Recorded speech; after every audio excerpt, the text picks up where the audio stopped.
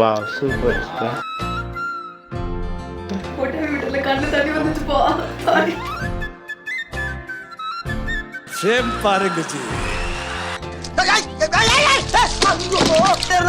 வீட்டுல அடுப்பறியோ ஆங்கிள் ஒரு ரீல் ஃபுல்லா போட்டாவியா தான் இருக்கும். சர்க்கஸ் மாதிரியா இருக்கு உனக்கு. நல்லா இருக்கு சூப்பரா இருக்கு. இப்பவே கண்ணை கட்டு. உனக்கு எனக்கு டெடிகேட் பண்ண ஒரு பாட்டு உள்ள வந்து கேட்பல. ஐயோ